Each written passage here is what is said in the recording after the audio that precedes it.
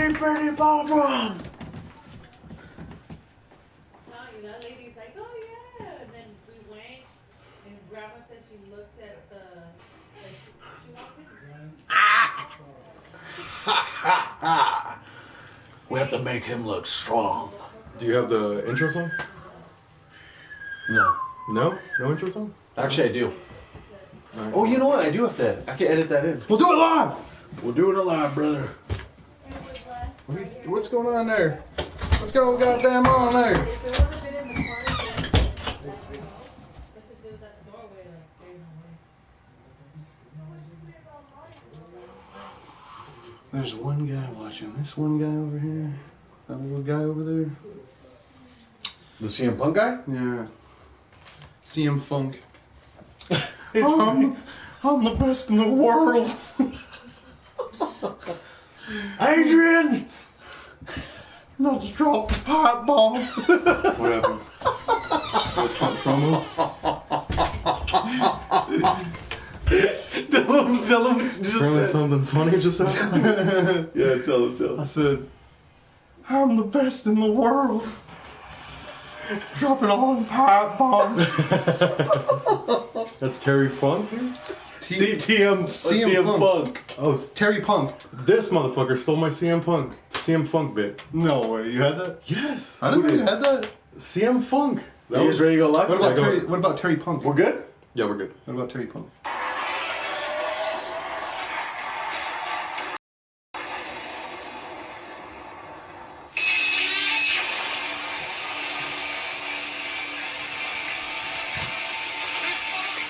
Ladies and gentlemen, Pay-Per-View Wrestling Podcast presents its spin-off mini-series, Two Smarks and a Mark. Try to guess who's who. We're going to be talking about Fastlane, WWE, Monday Night Raw, and Smackdown, plus a bunch of other stuff. Here's your hosts, Mark, Adrian, and our special guest, Lawrence. Burger! The Burger Driver! Ladies and gentlemen, I want to thank you guys for tuning in to another great, chock-full episode of Two Smarks and a Mark. What's going on, everybody? How you doing? How you been since last time we recorded? All right. I've been great. You know why? Why? You're gonna just get right into it, or what? Well, guess who I met this Sunday? This Sunday. Who did you meet? Who did you happen to run into this Sunday? So I'll paint the picture. I'll paint the picture for Please do. Please do. Los Angeles, 2017. At a quaint bar. I think it was a Ritual Brewery. Ritual Brewery in Los Angeles. I was with a date, and after we went... What was his name? His name was Elizabeth. Oh, okay. We went to 82 to play some arcade games. We played WWF Superstars. What's 82? 82 is... Is it a barcade? It's an arcade/bar. It's a barcade. Dude, whoa. Fun stuff, man. NBA Of course Jam, you would be the guy to know that. The Simpsons. No, this is my first time there. She invited me and recommended the place to me. He invited you? How did he find out about this place? Well, he then became a she. Oh, okay. He's one of those, huh?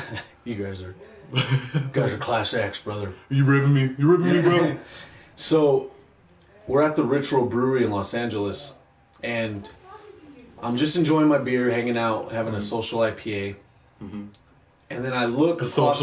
Yeah, that's what it's called. That's literally what it's called. I was like, you know what? I am feeling social, so I'm gonna have that said beer. I'm talking with her, and I cut her off because I see this dreadlocked guy at about 6'4", walking just stumping across with his little. He has like his little McMahon walk. I think he was in full character.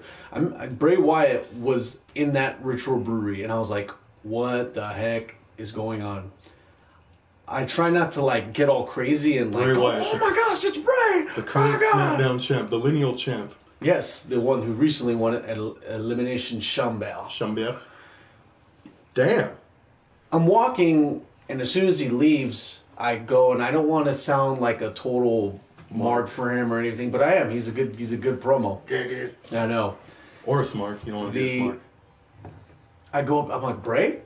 He's like, hey, what's up, man? I'm like, dude, what's up? And I try to keep it under 30 seconds, which I that was my goal. So I did. 30-second rule? Usual encounters require not too much time. Yeah, and I told him, I was like, you deserve the title.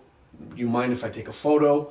He said yes. He's encouraged, sounded like very encouraged to do so. And he may have been drunk, right? Yes, he may, because in that photo he does look like he's had a couple. he had a couple buzzard brews. Social IPAs, that's it. But that's neither here nor there. We take the photo, and then I tell him, man, you killed it at Chamber. Thank you for the photo, and that was it. It was the first time I've actually met someone that was an actual champ at the time.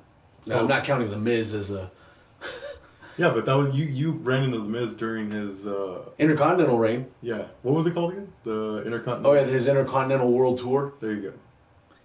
The never-ending Intercontinental. When you see Bray Wyatt, you could tell it's him from a distance, or what? Is it like when you see a fire hydrant, you know it's a fire hydrant, just because that's a fucking fire hydrant? I looked thrice times, and I almost broke my neck. Like what?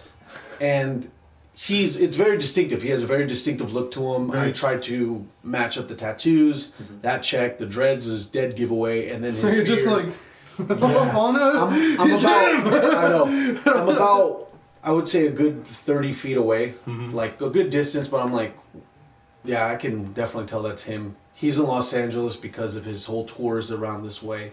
So, met him, and this kind of leads me into this is going to lead me into the next segment. I wanted to ask you guys, the experiences I've had with meeting wrestling stars has been nothing but positive.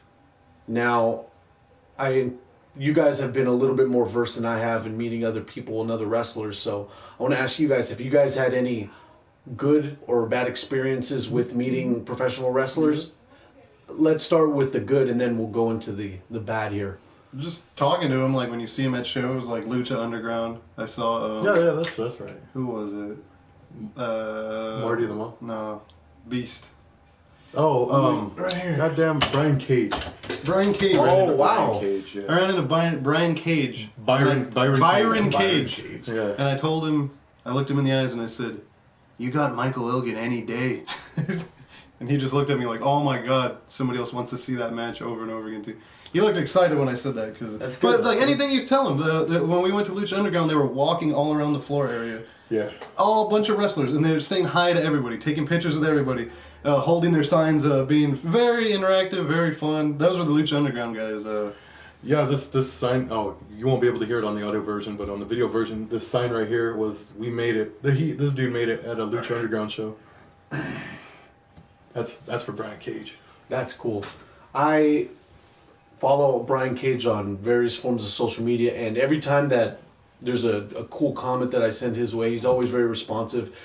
Seems like a people person and a positive guy, and for him to have that kind of, that genuine look of smile and charisma to him, and that build, I mean, it looks like this guy is confident, very responsive to people. Yeah, it's all cool until he hits you with the sociopath flex! Or when you get a Canadian destroyer from him.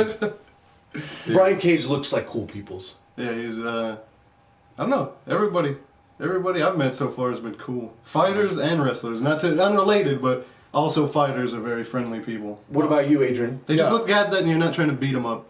Yeah. Yeah, seriously. But, at Lucha Underground, I didn't meet anybody but Chavo Guerrero Jr. Not the recently deceased. Not Chavo. Fucking, Chapo. El Chapo Guerrero. He hits you with the underground bunker driver. the secret hatch release. Yeah. The Subterranean Lucha driver. There you Subterranean Lucha. But as far as like meeting wrestlers, I haven't really met too many wrestlers, but meeting fighters and like jiu-jitsu guys, those guys are nothing but hospitable. They're nothing but respectful. And like you said, like Lawrence said, they're just happy you're not trying to kick their ass. Well, because most guys, it's a lot of peacocking. A lot of dudes sizing each other up. But like, I met John Jones. That guy was nice as hell. That's nice. Chael Sonnen was nice as hell. Yeah, man. Like more. I've noticed that fighters are more accessible because kayfabe with wrestlers, they usually don't hang out with the marks. Yeah. So like, and with the fighters, they're just usually walking around, and you run into them at the store or something. And actually, I went to a show. This hardcore band called Bleeding Through. It was their last show over here in Orange County. No, it was in where the fuck was it? I think it was in Corona. We went down there, and the champion for Bellator at the time, Emmanuel Newton, was a security guard there. And I ran into him in the mosh pit, and then ran into him afterwards, and then took a picture with him and talked to him a little bit. Cool. But as wrestlers, they're kind of hard to come by sometimes. I would imagine so. All of them don't hang out in the same circles that us normal people do. A little more chic places, and So you're saying I won't bump into him at Circle K? yeah, we're not gonna bump into him filling up a thirst buster with Pepsi. Trying to get a Polar Pop. Well, you guys, no one's gonna touch Polar Pops with the Miz or Seth Rollins. What wrestler's finisher would be called the Polar Pop? Oh man, if Braun Strowman does this whole Yeti, not Yeti, but like an Antarctic gimmick, if he had like this snow-driven gimmick, that'd be funny. Because he looks like looks like he's from the Alps, the buff part of the Alps. Can you give Kevin Owens the bipolar pop? The bipolar pop. Mankind should have had that. Well, that's good. I'm glad that all of us have had nothing but good experiences with meeting even people of similar taste, whether it be MMA or professional wrestling. I could assume that you can catch a wrestler on a bad day when they're in a rush or etc. They said Sasha Banks is a real asshole. Well, those are the same people that like stalking wrestling wrestlers over at the baggage claim area, and that's not. I know that's not going to be me. Me personally, if I'm going to try to hawk an autograph like that, then and if that's my living, then yeah, I'm going to do that. But I'm a casual wrestling fan, and I'm due to the respect that I would give someone that's going to work. I wouldn't bother them at baggage claim areas. I think that is their sanctuary. What about at the hotels when people wait outside, wait for you to go to your limo? That's acceptable because then you're not, there is boundaries. As long as there's boundaries, then that's totally understandable. Outside of the arena, that's where they're going. That's where they're going to then have their match. Do you know anything about Conor McGregor? Yeah, the Ric Flair of UFC. Yeah, pretty much. He said, no, yeah, definitely. Yeah. Well, more than he was a homeless, like a poor kid, and then he came into riches from fighting, and because of that, he's more flamboyant and that's cool though. Fabulous, but I like his whole angle with that. He's really playing it. He's gimmicking up for the marks. So when they had this UFC, what is it called, where they follow him for Fight Week? Embedded. Okay. There was this little short series where they follow him through Fight Week. They followed Conor McGregor when he first got his big fight, and he went outside and there was dozens of people with papers there ready for him to autograph. And he sat there and he autographed everybody's shit. And they like rushed him. They kept trying to rush him. He's like, hold on. Signed everyone's shit. When they got in the car, they're like, why do you do that? He's like, hey, they take the time to print them out. They take the time to find these. He said, let them make a couple quid, which is, a couple $100. Yeah. So you got people like that that understand. You understand and cater. That's cool, man. Which was what I was like Chavo Guerrero when I seen him at Lucha Underground. I think he's a producer over there. He doesn't wrestle. So when he wrestled before. Yeah, he does from time to time, but it's not like a full-time basis. He after the show wrapped up, dude, they got you out of there. All right, everyone leave, go. Because, close up shop. Yeah. So while everyone was going, everyone kept trying to bug him, and he was kind of just juking people and trying to get out. And he was carrying the belts. He was in charge of holding the belts and stuff and getting them to where they need to go. Yeah. But I didn't cut him off too harsh. Yeah. I was just like, hey, and stuck my hand out, and he was cool enough to have a couple people back away, but still shake my hand and then go.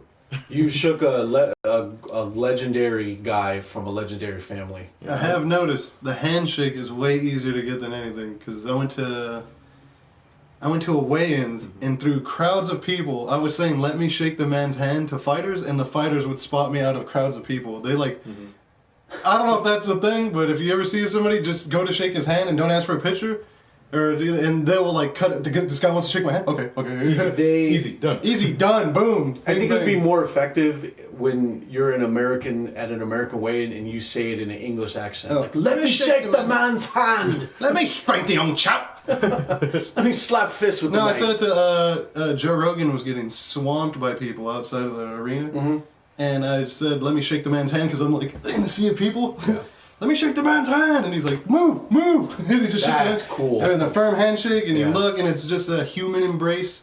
No words exchanged. And it's just like, that's all the respect I gotta say. All you need- That's all I gotta say. I really enjoyed the tale to tell than Oh, yeah. anything. The photo's great. Well, if you're getting like swamped in people, but if you have a chance to talk to somebody, oh my god. Yeah, the tale to tell is great. The next thing we want to discuss, you actually wanted to, Adrian, you actually had detailed notes of how Monday Night Raw went. I couldn't catch most of it, but I got some of the highlights via the Raw YouTube channel. What? And yeah, I was very busy on Monday. I had a lot to take care of, but I want to delve into what notes you put in. That way I can actually put my 3 cents and give you 5 cents of change back. First of all, the opener was about 10 minutes long. Kevin Owens promo. How'd you like it? It was amazing. It was awesome. He really all right, if you didn't get from last week that he went full blown heel, he just set it in stone. Boom, this is what's going on. He cut a gnarly promo on Goldberg, and it was just him in the middle of the ring on a steel chair, sitting backwards on it with the spotlight on him. It was the Kevin Owens show. And he even said, finally, the spotlight's just on me. And then he just opened Raw, fucking awesome. Isolating his attachments with Chris Jericho. I completely cutting everything, answering all questions, and just a really good opener. And after that was Sheamus and Cesaro versus Enzo and Cass. And did you watch the match? I've seen that botch.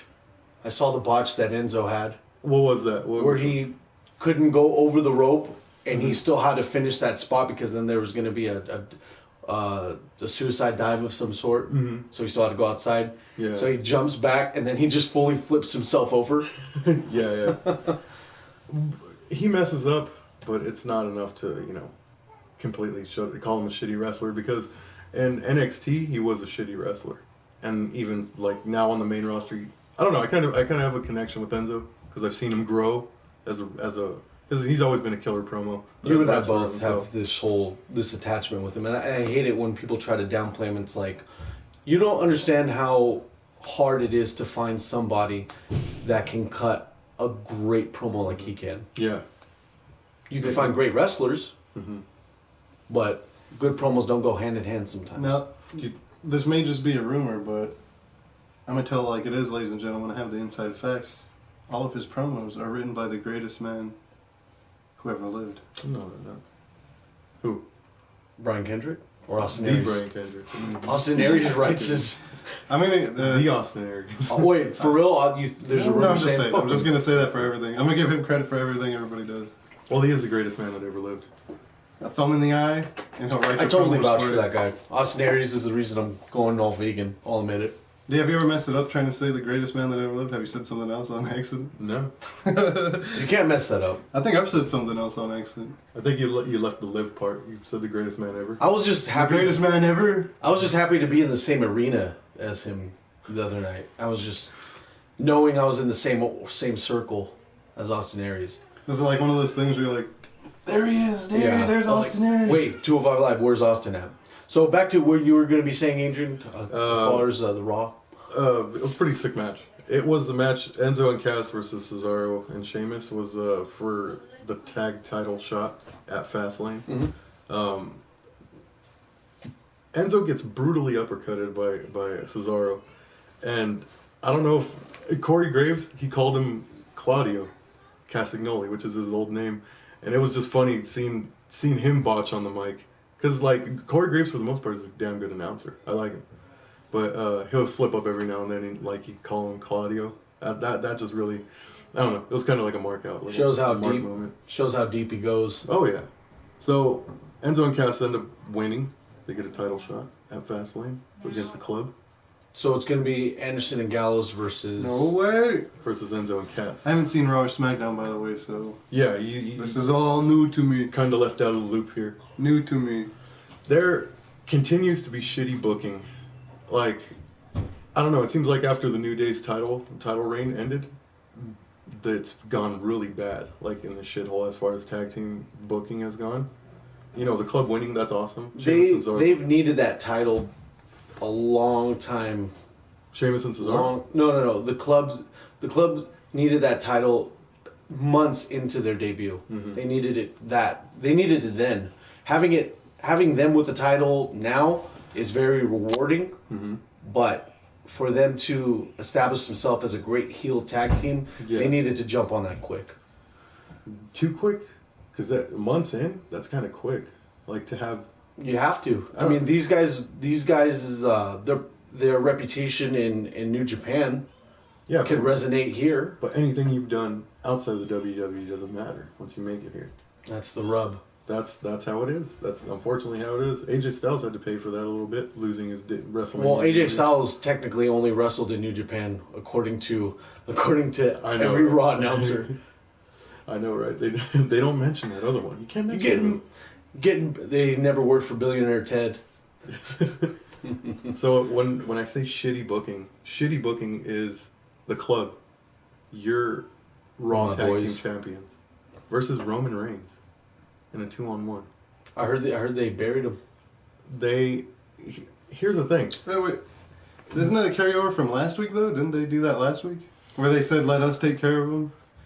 So that's what happened. They're like, we got some unfinished business here. So they tell Roman Reigns, Mick Foley tells him, you got to go find a partner so you can team up.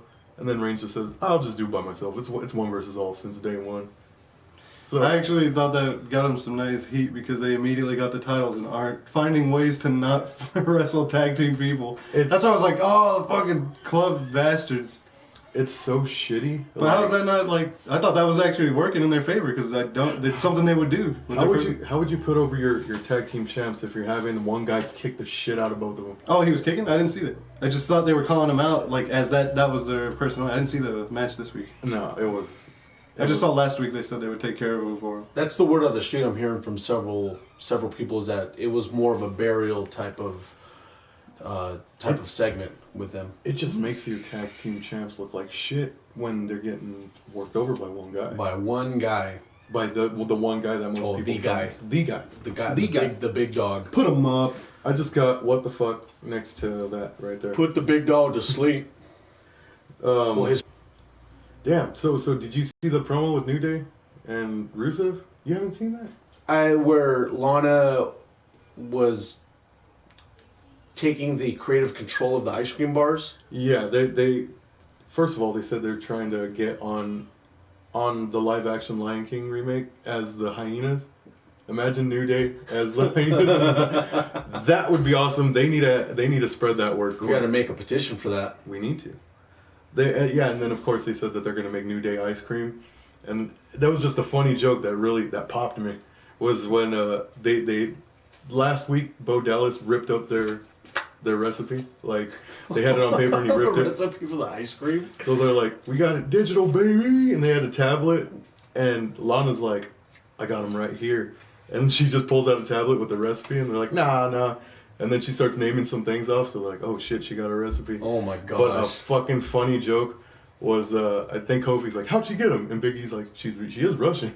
Oh, that was fucking that's funny. That's tight. That's a good payoff for that joke.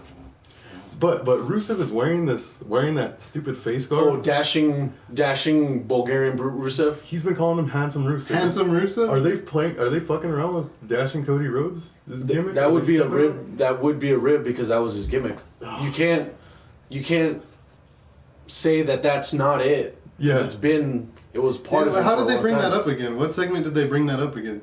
Because somebody calls himself something and then he said, I'm going to call myself. That's like me calling. I'm gonna call myself Handsome Rusev. How did they bring it up? I forgot. Where he thought he was the George Clooney of Monday Night Raw or WWE. He said something. Something along the lines of him being handsome. Yeah, George Clooney's handsome, and he's like handsome like Rusev. Yeah, I forgot how they brought it up. I was trying to think of it the other day how they came up with Handsome Rusev. That shit was fucking.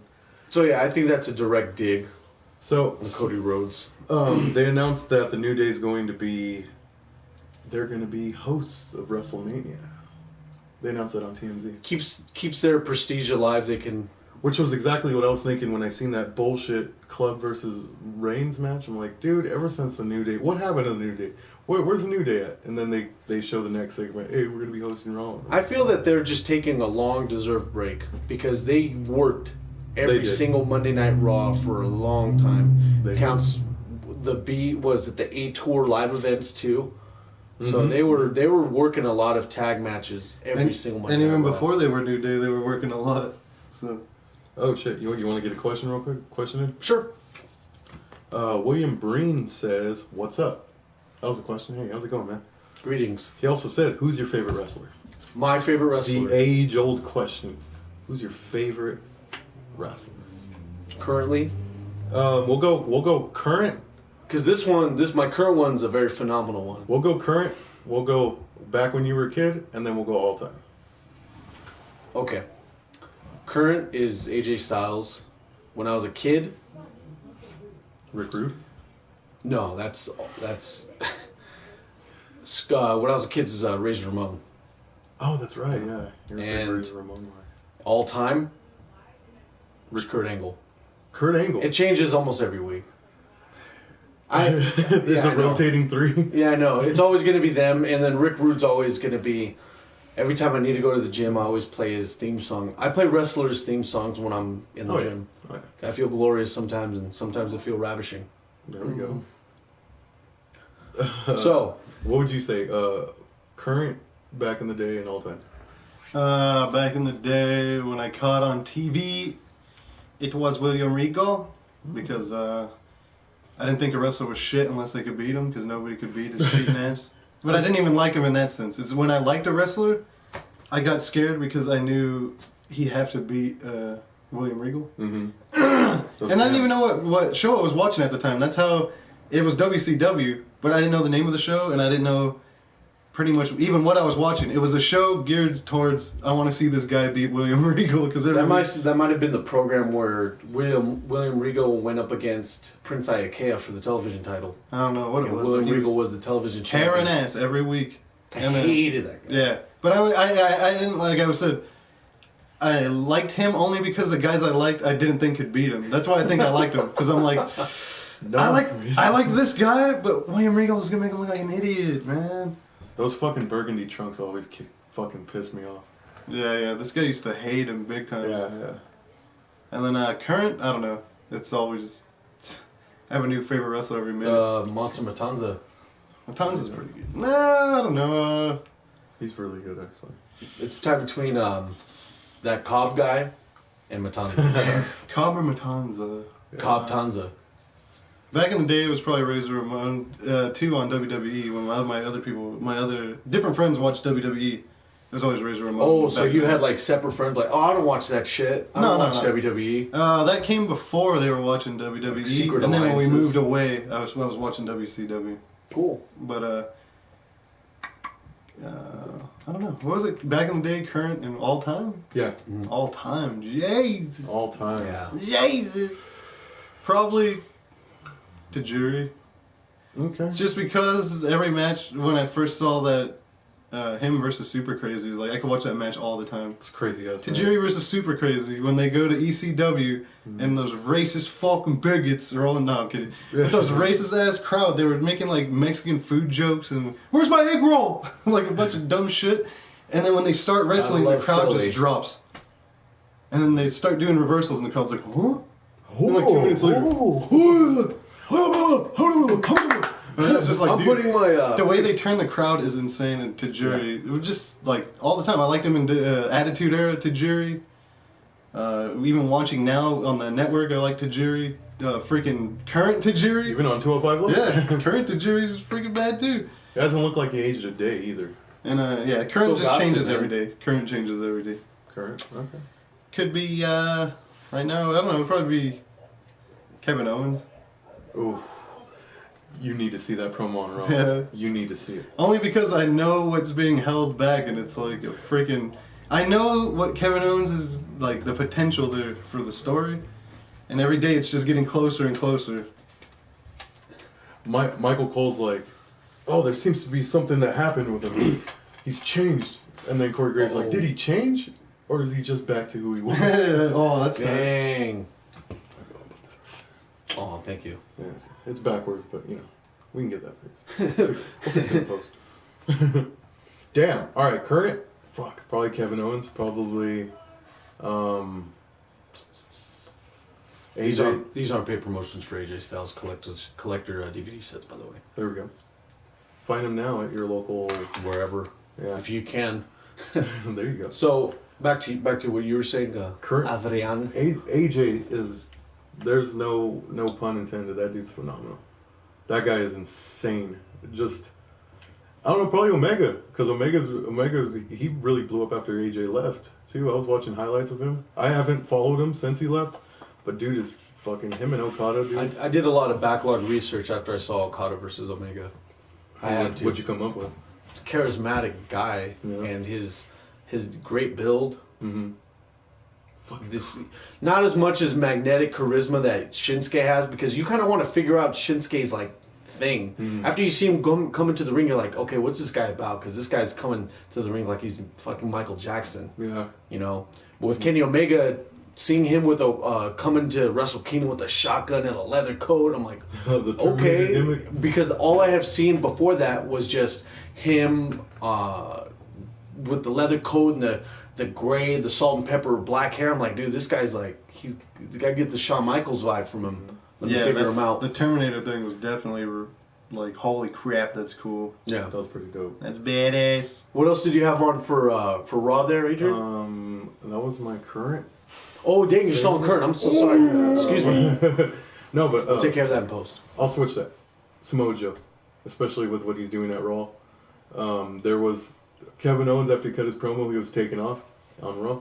He was like, I'm out of here. And then Foley stops him backstage. He's like, what are you doing? You have a match with Sami Zayn tonight.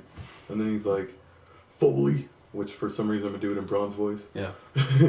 You must want a lot more people on your injured list than on your active list. Like, just pretty much saying, you know, he's going to start shithousing everyone. And this is Samoa Joe, correct? This is Kevin Owens. Oh, okay, cool. Okay. And so later on in the show, you know, Kevin Owens walks out and he's just like, oh, fuck, whatever.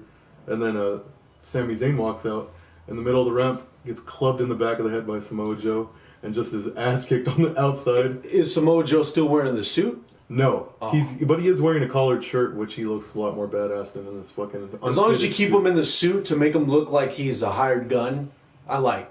Can't have him in the attire yet. He kind of gets the vibe. He gets the nightclub bouncer vibe, where he rolls up. That's his how he sleeves, should look all the rolls time. up his sleeves and gets dirty. But yeah, that right there is pretty awesome. Back in the day, it was always Mankind, Cactus, Mick Foley. You know, he was a hero to fat kids around the world. That was it.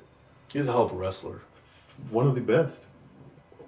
Just how reckless he was what got me over, and then just, oh my God, is he all right? Why is he doing that? Like, why do you got to kill yourself every, like, you know, we're getting real sympathetic towards him when I was a kid. I can agree. All time, there's an argument that me and Kaz always have to who has the best career, and from our perspective, right now it seems like Triple H and Chris Jericho are in the running for probably the best career, like modern era, like without Ric Flair and without fucking Dusty Rhodes. Those.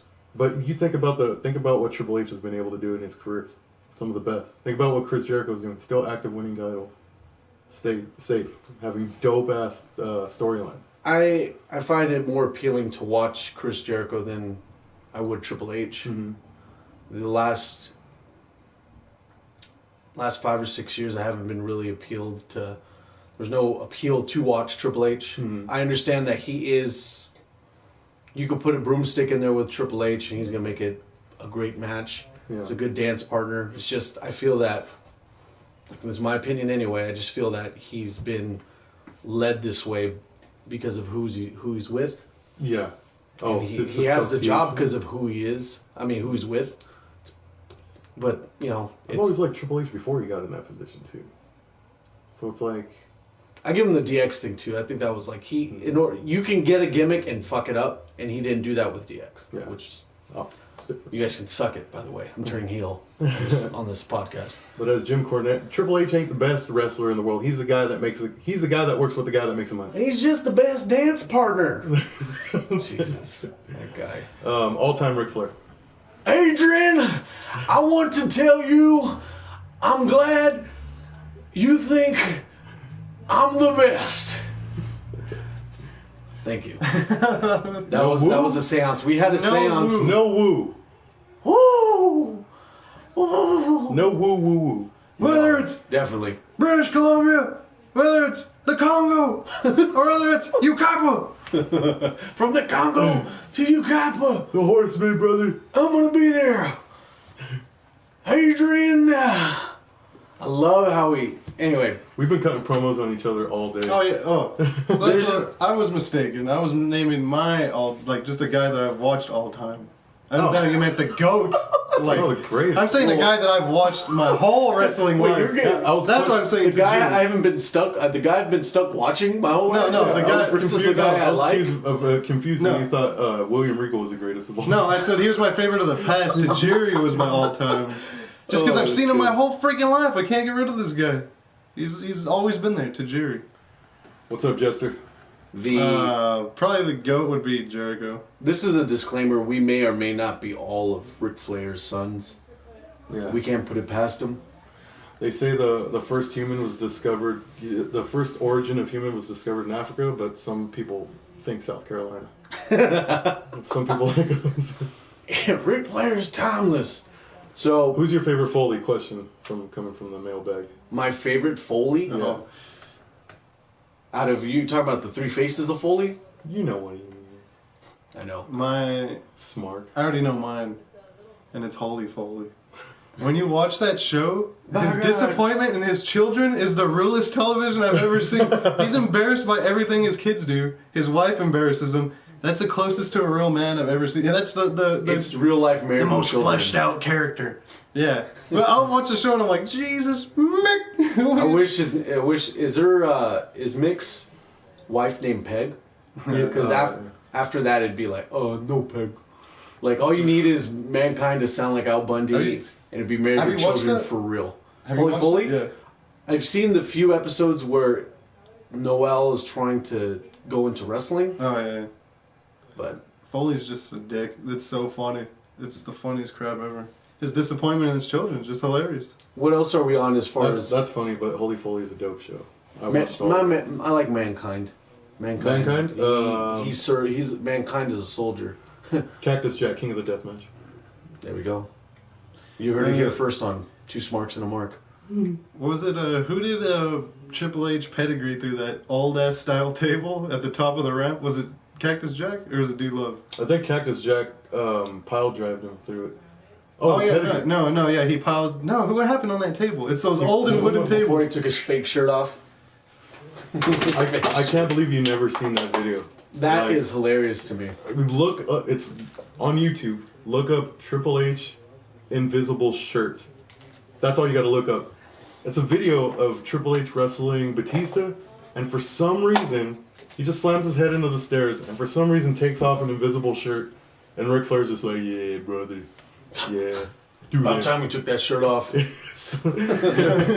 Flair's the one tripping into reality? I know. Where Ric Flair's not upset or pissed off, it's very surprising. I mean, while he's yelling, he gets Roger Peach.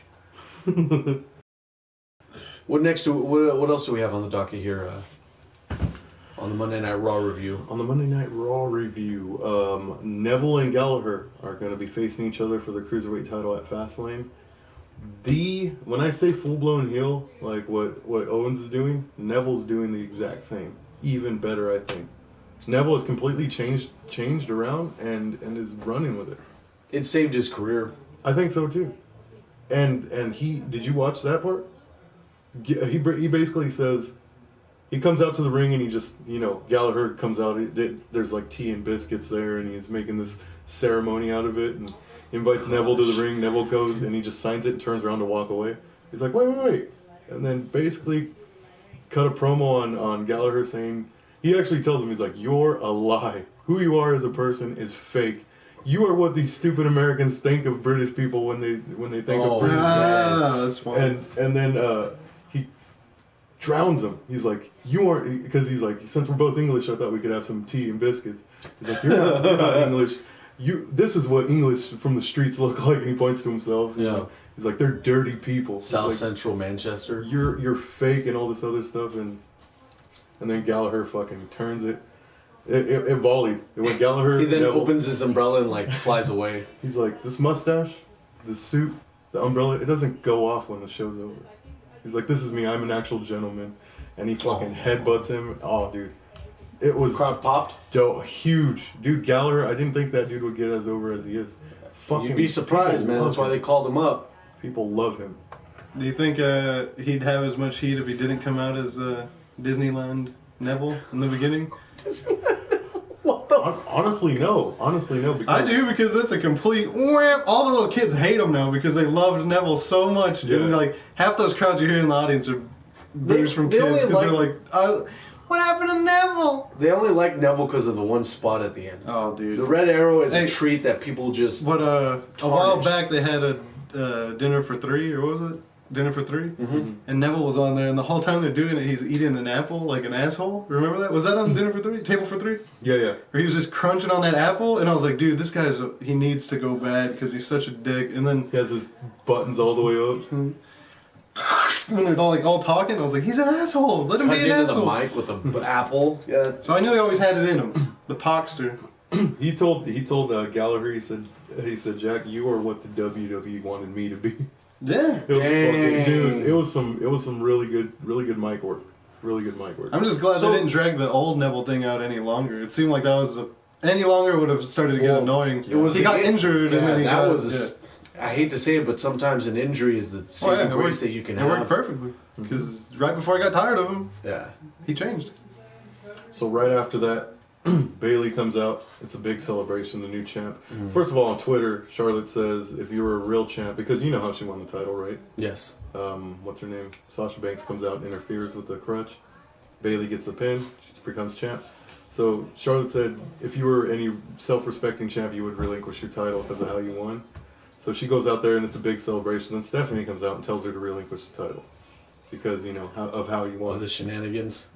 So then Sasha comes out and she's just like, "Hey, don't do it, Bailey." And then she took it off and she was about to hand it over, but she's like, "Hell no." She said, "There's one answer to that. Hell no."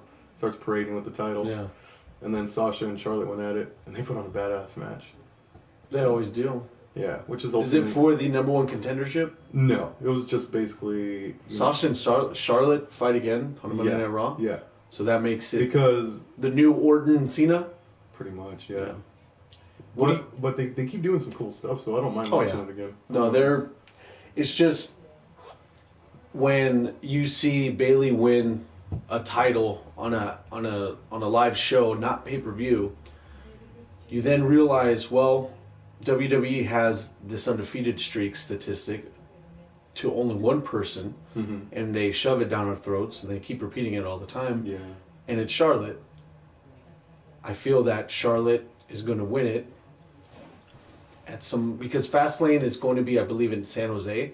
Mm-hmm. So either so Bailey retains in hometown Yeah, because that's and what she- loses at WrestleMania to Charlotte, and then begins another crazy reign, because she's not going to lose at a pay-per-view if they're harping on that undefeated streak. When is Clash of Champions? Because a match I've always wanted to see, without I've always thought I've wanted to see it, is Bailey versus Naomi. So if they're both champs at that time, that would be dope for both of them. What a way to get both of them over, dude. Because to get both of them the respect they deserve with a legitimate match, no interference, no cheating. And you wouldn't just mind wrestling. you wouldn't mind the babyface dynamic. No, it's Clash of Champions. That's the perfect one to do because Yeah, they like it's the both of them. best. Both of them deserve their belts. And what better way to see them go head to head? Those two, but personally, I've always liked Naomi and Bailey, so I've always thought I've wanted to see them wrestle each other. As champs, it's perfect. And is this a stupid idea? I was thinking about this earlier. I've always thought this actually. If there was, since there's a brand split, WrestleMania is both shows on one show. should there be a WrestleMania title that only gets defended at WrestleMania? Or It's called the main event. No, imagine you have to beat the guy in the main event to take the main event spot. The prestige of that title will only. It's the. I think they already have that. It's called the Andre Memorial Battle Royal. Oh. It should be done like Afro Samurai. But you see how much that title doesn't have build. You Yeah. see how much. I mean, that competition doesn't have that much build and no prestige to it because no one gets. They're just desserts after they win it. It's basically a King of the Hill type of situation. Yeah. Would you like an Afro Samurai type of setup? Have you ever seen the Afro Samurai? What we talking like lamb sacrifices? No, like the way they do it. Only there's a number one headband. Only the number two can fight the number one. Anybody can challenge the number two at any time. So it's like everybody's fighting for the number two spot, but the number two is the only one who gets to fight the number one. Number one just stays number one. Can only be defeated by number two. You know. You can do a good program with something like that. So a tournament for if a number trophy. one loses to number two, he doesn't become number two. Yeah, he has to start over. Or He has to start fucking over, of dies. course. No, Dies. he's dead. He's He's dead. dead. No, he'll start over though. He'll start over in the repackaging life. The repackaging. So, all right, the main event. What little build happened for this main event was all in between like commercial breaks. They'd show vignettes. A giant match: Strowman versus Big Show. Now, I'm not a fan of Big Show recently. Paul White, as I like to call him, Paul White, because he's just Paul White now. He's no longer the Big Show. He comes out. He's the giant. Yeah. So, Strowman, Big Show, we kind of got a tease of it a week before Royal Rumble. We got a tease of it during the Royal Rumble. Yep. But now they have a full-blown match, and Braun Strowman can fucking wrestle. Now, he can wrestle only big guys. He can come off really agile and technical against big guys, but smaller guys just run circles around him. But he was headlock takedowns. He was nipping up from Big Show. He took a choke slam from the Big Show that was gnarly. I think It was a sick match. that's good psychology because you think about these two good giants going at it, Yeah. and anywhere else that Braun Strowman's in a match, he destroys everyone else. Mhm. He no sells to the little guys, but that's how you have to keep booking them. It's smart because now you only get that match with a bigger guy and he can let loose. Mm-hmm. You could finally see that this guy isn't just a hulking green superstar that we once thought. Yeah. This guy can actually go now. He's actually been putting in the work. I mean, any 6'7" footer, however tall he is, Yeah. can kip up and do what he did in the highlights that I saw. Props to him. I can't even kip up. It was a damn good match. Like, I remember when it first was happening, I'm like, all right, let's see this, just because of what. Yeah. And dude, just as it kept going, I was fucking popping by the end of the finish, dude. It was insane. It was a good match. Wrapped up Raw, very awesome. Like, very good show. Raw and SmackDown was also really good, but I would say Raw took it this week. On a weekly basis, Yeah. the better show definitely was Raw. I was thinking, I had a prediction here, because everybody keeps saying Shaq versus Big Show at WrestleMania. Mm-hmm. I was like, since they're at the Staples Center, Shaq's going to interfere in the match. Oh, wait a minute. He didn't play for LA at the end of his career. I know. Why would he be at Staples Center? I was like, It's Kobe Bryant! Kobe Bryant with the Yeah. steel chair! I was for sure that was going to happen. Helping So I was like, Shaq wait a out. minute. Shaq was not even in LA. Want to briefly mention the fact that The Rock called CM Punk? Or do you not want to? In the middle of the ring, he got on the phone. For some reason, Called him Collect. The Rock, I know, right? The Rock, 1-800-COLLECT called him. Like, it was an old throwback commercial for it. For some reason, he went out to they didn't show it on TV, but Rock was in the middle of the ring on Raw and called CM Punk on his cell phone. Waste of an appearance. Unless they didn't pay an appearance fee, I don't know how Monday Night Raw works without The Rock showing up on prime time. He is the LA King. I know, right? They're making a movie. I'm here, man. They're making a movie about Paige, Yeah. and there's no wrestlers as the two main characters. They have a picture of the girl who's playing Paige and the girl who's playing AJ Lee. And they look. They actually filmed a little bit of that at the Smackdown show that I was at yesterday. What? And Oh, they filmed him? look, AJ, that is a zero. There's no AJ Lee in that character at all. You will totally look at her and you will say, "Wow, this is not AJ Lee at all." She's not that skinny, curvy girl. This girl's like all petite and curvy. Yeah. And AJ never fit that build ever. Nothing wrong with that. Ain't nothing wrong with it, but I mean, it's just if you want to keep it authentic, just use the real wrestlers. Why? Yeah. It's a film, so you could use the likeness. You're using WWE's ring already, and logos and everything. yeah. As the jabroni eating, pie smelling, rock tasting Dwayne Johnson, you should know. Okay, let's run through SmackDown because we got a question about. You want to cover a question about Fastlane real quick? Well, we have a couple of. We're gonna cover Fastlane after we do a quick Raw recap. You guys were talking about big guy matches a second ago. What's your favorite big guy match, one-on-one? Doesn't have to be a big time thing. Something you just saw offhand. You're like, these two big guys are going at it. Was it Braun versus Big Show now for you? Braun versus Big Show right now for me, but another notable one is Matanza versus what's his name? Mil Muertes, yeah. Ooh, that was a good one too. genius. That was a great free match that I got on YouTube.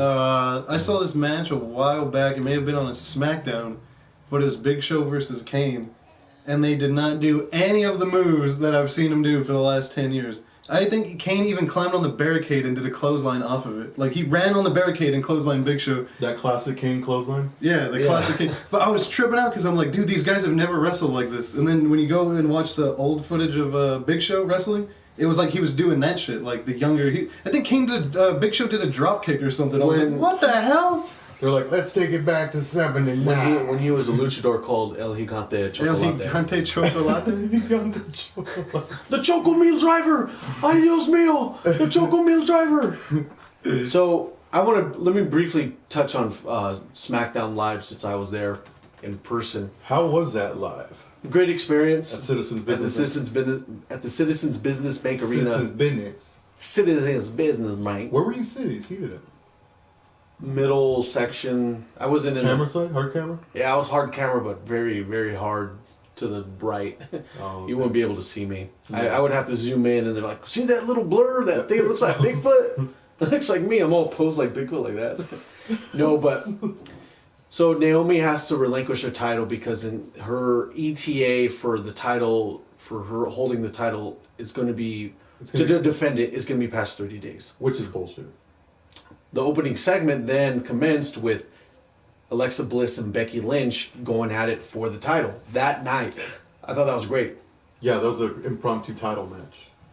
Alexa Bliss is now two-time Divas champ. Oh, I'm sorry.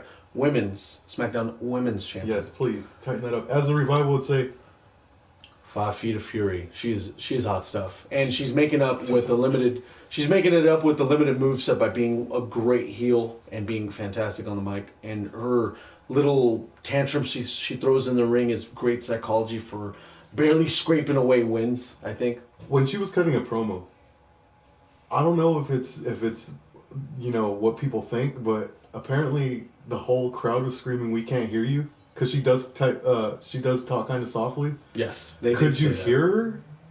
No. You couldn't hear her talking in the mic? I thought the mic was off. No way. I thought that's why they were saying that. I was like, well, I can't even hear her. It was a huge chant. They're like, "We can't hear you." That's crazy. Wow. They did it bad. Was it just that day, or is that a common thing? Because I could hear her on TV, no problem. But is that a common thing, or that was the first time you've seen that? I don't know. That was the first time I heard it. That's why I had to ask my man Mark here. They probably just gave her a dull ass mic or something. The Usos. I don't think so. There was even a quick squash match between your boys, Breezango and Hilsos and the Fashion Police? No. Breezango faced American Alpha. Oh. Fairly quick match. American Alpha had to get their comeuppance and win, and then the Usos come out from the side of the arena. They Roman Reigns did, bro. And cut a crazy promo. These guys literally look like they held up a liquor store. Like, had the hoods on, the hats. We're like Menace to Society, right? Yes. What did you think about the Wyatt's promo they cut last week? I didn't catch it last week. You didn't see that? Where it looked like they had that brown light behind them. Yeah. It looked like I just was laughing because I was like, what's up with that Wyatt's angle they got on it? That's fucking weird. The Usos didn't cut this promo that was super great. You immediately felt that, wow, these guys are assholes. Like, they were playing on the fear that American Alpha doesn't want to face the Usos now because these guys, they're not going to play anymore. I'll tell you what, I believe it. Usos I were bought awesome. it. Usos were awesome. But how come when Roman Reigns tells you don't believe that? Because he's telling me to believe it. They basically, if you muted that highlight video, you would honestly think that Jimmy and Jay were rapping, and they just totally shat on American Alpha. They got it. Is their gimmick like 5 stars or something? They were. No, I think that's like their, I don't know, probably their cousin's clothing label or something. Because they're really putting that over like it's one day ish, and Yeah. like, all right. And they said like, yo, 2 star or some shit. He called. Oh yeah, the hotel that Two he's stars, like, you're probably staying in a hotel that's 2 stars. Yeah. Like, And their shirts say 5 stars oh on it. So I my was god, like, it was funny. what's up, Dylan? Dylan's in the house. Just letting you know, Dylan's in the house. And then, so after that, you then had the other highlight of SmackDown Live that I wanted to get to. This 10-man battle royal. Wait, you're telling me we don't want to talk about Nikki Bella versus Natalya for the 58th time? No. There The is E News for the E News the E Network title. Dude, all right, real quick, God. real quick, little touch up on that. It was a false count anywhere match, which is one way to get me to give a shit about this feud. But these girls obviously never worked a false count because there's a mic on the camera, and they might have well been talking as loud as me and you. They were calling their spots. Bad. Yeah. Really bad. Really bad. And for some reason, they're trying to force this Maurice thing angle where they keep running into her, which people are saying is going to lead to Cena, Bella versus Maurice and Miz at WrestleMania. What do you think about that? I don't see that. That's crazy if that does happen. That's just kind of... I think they're just bumping into her from what I saw. Well, no, because at the... Well, she is a wrestler, but I don't think that has to do with Cena. That's kind of an It's a waste to have Cena on that. Yeah, unless he does 2 WrestleMania. matches, which I wouldn't. You have 2 matches where Nikki Bella and Maurice do most of the work. What if they want the That'd be match and Cena says no because he's doing his own thing? That's He's true. like, I don't want to help you at WrestleMania. I got a fucking title shot. Maurice interfered in the match and beat up Bella, and Natalya took off with the win on that one because of Maurice's interference. So, 10-man battle royal. I missed this match. I didn't see it. What happened? So it's a bunch of the superstars that you had. You had Apollo Crews, Dean Ambrose, The Miz, Luke Harper, AJ Styles, Dolph Ziggler, Mojo Rawley, who could forget him, Kalisto, and yeah, that's it. So It's about 8 people. yeah, That's it's fine. about 8 I'm people. almost there. I'm almost. 8 out of the 10, not bad. The match itself is exciting because they stay in for about a couple, like 3 or 4 minutes, then everyone starts getting eliminated. So Dolph, Kalisto, Baron Bosley gets eliminated. Baron Corbin. Now, what do you call him, Baron Bosley? Well, I was trying to put myself over at this match, during this match by yelling Baron Bosley. Because this guy needs to cut. Him and Dean Ambrose need to have a hair versus hair match because Dean Ambrose is literally using that patch and growing it long. Yeah. And Baron Bosley is literally combing back like his little hair he has left. Yeah. Now, is he doing that to piss you off? I think he's doing that to get heat. I know, I think it's... Because it's He's upsetting like, me. I don't care what the fuck you want. Do you think That that's was gonna be it? the Oh, that was haircut? the I know, rest of that the was- promo, huh? That's all. Tell him to cut his hair. What do you think he's gonna say? He'd be like, no. Do you think he's gonna go? The fuck is this guy? I know. He's like, who's this guy? Can you get him for me? Yeah, I'll sign this. Overall, what'd you think of the match? AJ was in it? It starts looking like it goes to then Luke Harper and AJ Styles. Luke Harper. And oh my gosh, this match was so back and forth. This battle royal culminated to be like this side by side. Who you going for? Because you don't want Luke Harper to lose because it's like this is the closest he's ever got to the Sun. Yeah. And With AJ, it's like, well, let him be the 2-time champ too. Let him try to get this title because this is just for the number 1 contender spot. Yeah. Both they go out Royal Rumble, British Bulldog, Shawn Michaels style, where both of them get eliminated. Lex Luger, Bret Hart, Royal Rumble, where Or both Batista, John Cena. both of them get eliminated at the same time. But it's super obvious that AJ Styles hit his legs on the ground first. Oh shit. So They still we can't give you the replay. We can't give you the replay. We can't find it. Okay. Oh, Where every There's other a storm Royal Rumble- outside. We got interference from the truck. There's a storm brewing, so we can't find it. Yeah. The cloud that we have our data is raining. Goddamn Lana. Goddamn Lana. Lana hacked it. Lana and Eric Snowden hacked it. So what are together. they gonna do? Tune in next Tuesday, Smackdown Live. It's going down. Luke Harper, Did you watch Talking Smack? AJ Styles, from Gainesville, the Gainesville Destroyer. They're gonna face again at the main event. The Gainesville Grudge. The Grudge in Gainesville. Luke Harper and AJ Styles are gonna face each other next week on SmackDown, and either you give Luke Harper this chance now, or I'll be honest, you'll never give him that chance again. God damn. He was an Intercontinental Champion though. Dude, Yeah, hell of a champ. Do we have a couple questions you could breeze over real quick before we I, get by the way, into? want Luke Harper to be the first heavyweight championship if they bring back that thing. He's under the impression that they're going to bring back a heavyweight. No, I'm not under the impression. I want him to. Oh. Yeah, big gold, baby. And Luke Harper definitely deserves to be the first one if they do bring one back.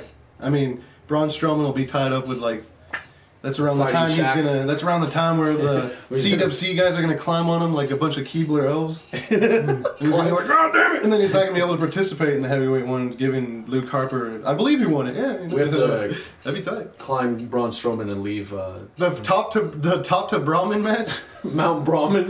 Mount Brahman. Mount Strowman. Mount Mount Strowman. Strowman. What was the questions that we had? We just got some comments here. Okay. Dylon in the house, Nugs in the house. He said, Justin says, I want to see Triple H versus Seth at WrestleMania 33.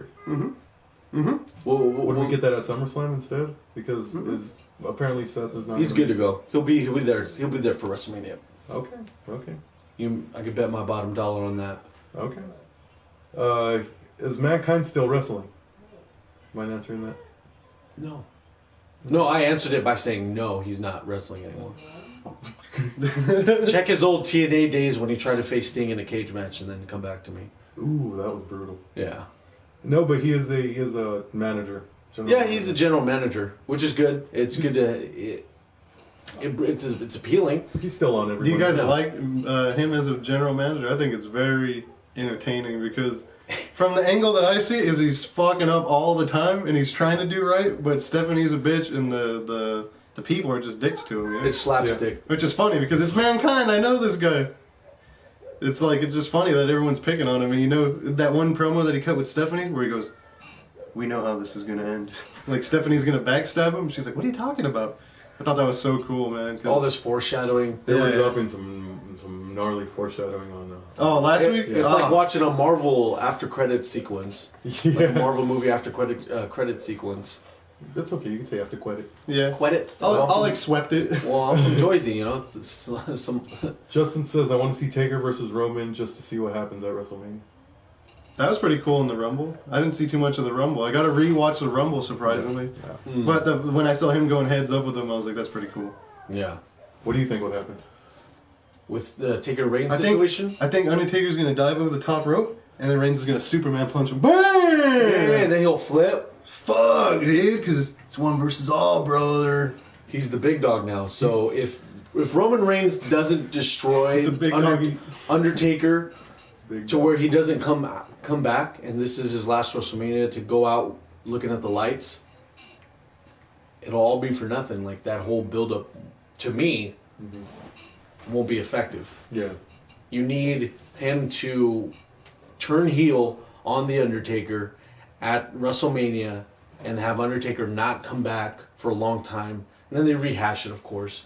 But there got to be a distinctive move that WWE needs to do during that match. Hey, and it's turning Roman heel. What if they make him just look strong and win with 8 Superman punches in a row. Do it as a heel. Hit him with the chair shot. Get your heat after. I don't know. No, he ends the Undertaker's career. He needs to be a heel. No, Oh no, yeah, as a babyface ends his career like that. There is a thing I see when, since they started, the first time they ever wrestled, I wanted to see it, was Kevin Owens versus Roman Reigns.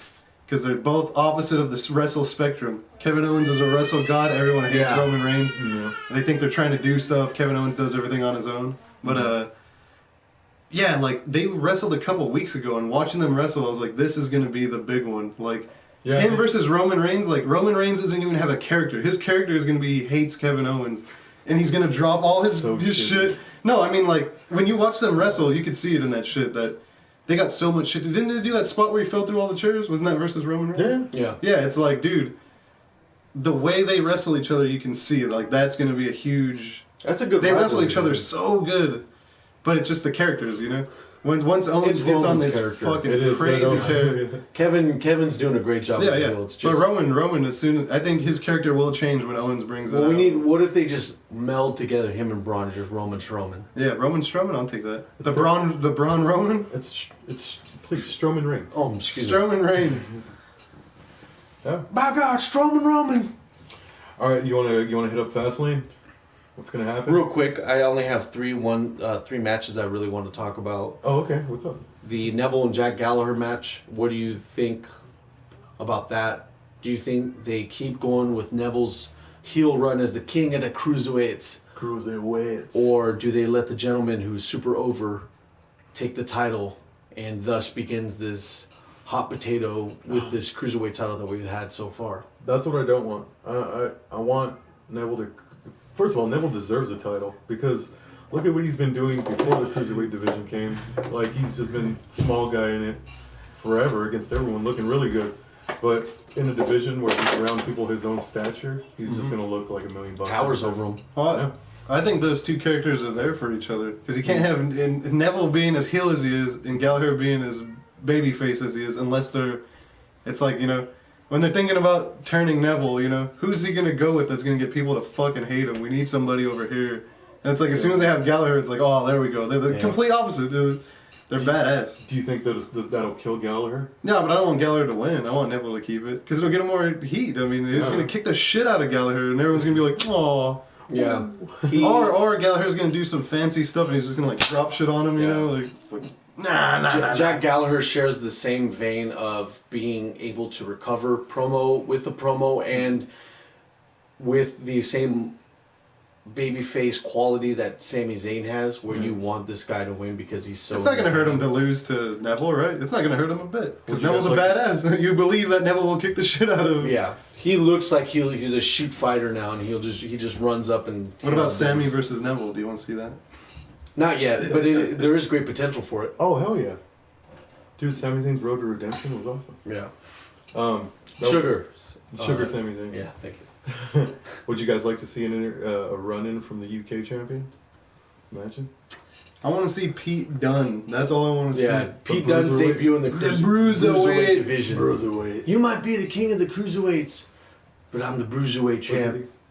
Did he Chris fight Hero NXT? and Pete Dunne, they're all like this, they're doing that pose like that. Did you guys watch Can't even do NXT it. where he came? I haven't seen NXT yet. No. Cassius Ohno? Or Pete Dunne? Pete Dunne debuted on this Wednesday, which What is about today. Cassius Ohno? I think he cut a promo last week. What? Yeah. I've been waiting to see some of that shit. Well, Because, this guy that looks like Chris Hero named Cassius Ohno debuted. He looks exactly like Chris Hero. I was waiting so long for Chris Hero to come back, and then he showed me a picture of Nakamura in the ring, and it said his name on the thing, and then I believed it, and I was like, wait a minute, that was a fucking photoshopped picture. I'm an idiot. Lawrence, can you do an impression of Terry Funk finally realizing that Chris Hero and Cassius Ohno are the same person? You mean to say this whole time you've been Cassius? Chris, Oh man, I'm telling you, Uncle Arnie was right when he said everything's a work. Uncle Arnie. I'll fucking ref that match. I'll tell you, as soon as I'm willing to get wrestling, dude, Terry Funk's final match tour. Well, there's a brief break where I gotta get a skin graft. Never ever tell me to referee a Cassius Ohno versus Chris Hero match again. Oh, I was waiting 3 hours for you guys to show up. Do you like Cassius Ohno? Do you like Chris Hero? Yeah, Chris I Hero's think the shit. he's a Okay, so are you wrestler. waiting to see him freaking head scissors Kalisto? Yeah, like he did. What was it? He did it to. Oh, I remember. He did that to Kalisto. So. Oh, did he? Who did he do to No, though? he did, didn't he? No, Mola. No way! It was a I forgot who he PWG did it thing. to. That's cool. Either that or Phoenix. Both of them wear the same stuff. Justin said they should do Gilbert versus James Ellsworth. For sure. Just to get rid of For Ellsworth out of his sure. contract. What? The You don't like? I know I love him. You don't like but Carmella? it's just When he goes, you guys are all booing Carmella, but her only boo is me. oh yeah, I forgot he did that. Oh. So for what do you guys what is the best booking decisions we have for Roman Reigns versus Braun Strowman? They have to keep both of these guys strong leading up to WrestleMania Is because that what you think it's going to be? there has to be someone running in. It's not going on to be the other. Keebler Elf match? Really? I know. Climb Mount Strowman? The thing with Braun is that you need to keep him strong because he's still in his infant stages of his career, and Roman needs to have this prestige of okay. I need to beat the Undertaker at WrestleMania because that's Yeah. where the plan of the season. Somebody brought up online, I saw it, that they were saying how the CWC is disconnected. Those wrestlers don't wrestle any of the other talent. Mm-hmm. And they said the perfect way to blend it would be Mick Foley keeps stuffing Strowman, and Strowman goes out during a cruiserweight match and just fucks both of them up. Then the cruiserweights start trying to attack Strowman, you know what I mean? But what do you think about that as a way to bleed it, the talent division, together? well, Yeah. the cruiserweight division to the main roster. Yeah, where like they could just start openly fighting roster guys, you know, like I want to see freaking, you know, what's his You name? got to see those matches. You got to Yeah, see man. Neville and Sami Zayn because they put on hell of matches Yeah. in NXT. I was just laughing at the concept of Strowman Well, going out there and Strowman burying the whole shithousing two of them division? because of something Mick Foley did. Like, see, Foley, they're minuscule bloods on your hands. Do you really want to see Drew Gulak get the shit kicked out of him by Braun Strowman? Oh, definitely, dude. Gulak getting the Gulak and Oni Lorcan Lord. Oh yeah. get the shit kicked out of him by Braun Strowman. So what I'm expecting at Fastlane, I'm expecting Undertaker to run in, pile drive, That's what I was thinking. pile drive Strange. Roman Reigns, Strowman. give him the tombstone, and then have Braun take the victory. It'll be, you know, Roman gets fucked over, but he didn't win it, he didn't lose it in vain. Undertaker looks strong building up to WrestleMania to get his vengeance, and then Braun Strowman takes the W. And he's the one that needs it more than all three of the people that are involved in my fantasy booking. Or they can just do it like Rusev and just shut down his undefeated streak and just have him fade into obscurity. What about Owens Yeah. versus Strowman? Strowman. Because they do have that history in a little bit back where they were doing that, where they were using Strowman, and he Yeah. promised them the match and they didn't get it. So like he's definitely gonna be gunning for Owens. I don't know how that's not gonna. Oh happen. yeah, because that seed was planted a couple That was a months long time ago. Yeah, that was like 3 months ago. Mhm. I think yeah, but I don't know how fast they're gonna go with that one. But Yeah, I wouldn't leave anything like that. You know, I wouldn't rule any some. so you anything like guys that think out. Roman Reigns is next for Strowman? No, he is. He is. I haven't seen it. He's That's gonna what be I'm at saying. Fastlane. Oh, that's what it is. Yeah. Oh well, yeah, I thought you guys were. No. I didn't know that was an actual Come on, match. Terry Funk. I thought that was fantasy booking. I don't really watch it. We're gonna be talking about next year's Fastlane. So I have a question from one of. Did we talk about the main event? Yeah, I'm gonna get to that right Oh, now. okay, So okay. Samuel from Pro Wrestling Nation, GeeksGamers.com, Samuel Facebook group asks actually, do you think Owens will drop the title at Fastlane against Goldberg? And he also segues this with a two-part question. Well, what do you think will be the final WrestleMania 33 match card? Ooh. So my opinion is this. Go. When it comes to Goldberg and Owens, Goldberg defeated Brock Lesnar in a minute and a half, maybe less. I forget the actual amount. So You're gonna kill the business. Royal Rumbled them too. Yeah, now right. you have Kevin Owens, who's the Universal Champ. You want to make the title look strong, but then you have this caveat of, well, Goldberg literally almost killed Brock Lesnar in less time, and Kevin Owens is nowhere near Brock's level in this universe that they have set. So not only does Goldberg have to destroy Kevin Owens quicker to keep building this reputation up, but this title is going to be the sacrificial lamb. Mm-hmm. If you get what I'm saying, like this is going to be. Yeah. It sucks that this title that they're trying to build up has to go this quick. It has to go this in this route. fashion. Yeah. You're seeing during this era, you're seeing an introduction of everything all in once. You got a little bit of what WCW was doing. You got a little bit of what. Now when I think about Owens versus Goldberg, even a video we watched today, we saw Kevin Owens get freaking drivered while he was handcuffed. This is a hardcore champion we're talking about here. Mm-hmm. He's gonna. I'm hoping he hits Goldberg with something and just drops him, and then that introduces a new type of weaponry into the storyline. You know, because that's the only thing I can see happening is like, what the hell's? How can any of these guys get over? You know, it's like I think he has to. He's gonna hit him with something, or he's gonna. It's gonna go extreme for Goldberg. I don't want to see 2 run-ins for like 2 big time. Yeah, but because you can expect a Brock Lesnar run-in, but then Goldberg has to have the title for them to face at Mania. Yeah, but Owens is gonna roll right out of the ring at the beginning of that match. He hasn't done it in a while, so I love that. He's gonna roll right out of the ring and not give Goldberg the opportunity to spear him right off the bat or do something. Lure him to the outside, maybe trip him up. You guys, this is what I think is gonna happen. Yeah. There is going to be a run-in. There's going to be an interference. Kevin Owens is going to win. No. Kevin Owens might lose. But Chris Jericho's coming back. And my gut instinct, I think Chris Jericho still wants to repatch things with Owens. So okay. Because he just beat his ass, a week ago? Mm-hmm. He ended the friendship and everything. But he's so adamant being friends with him that he's going to interfere some way, maybe cost him the title. And then we'll probably go into WrestleMania Owens-Jericho for the United States. There we go. And then Lesnar-Goldberg for the universe. That's good booking. Yes, that's what I do, man. There we go. That's what I believe. That's also another possibility. But it just sucks that looming cloud of having to book this match hovers over you, and you're thinking like, damn. So I'm stuck at a crossroads here. So what happens if Owens hits Goldberg with a foreign object, and he's down, and he's just hitting him with it, and then lights go black, and then Sting hits Owens with a bat, boom, and then lights go black, and Undertaker comes out, and Tombstone boom, Sting. Tombstone Sting, and then lights go out, and then freaking Goldberg comes back out. Wait a minute, I was already out here, and then the fucking lights go out. Brock Lesnar comes out. Oh my God, and you have a freaking Legends match for WrestleMania. Goldberg, Sting, Undertaker, Brock Lesnar. And freaking Goldberg, all in one ring. Managed it with the special guest enforcer of Terry Funk. Oh yeah, Triple H. It'd be a pleasure to manage this. Oh, this massive man.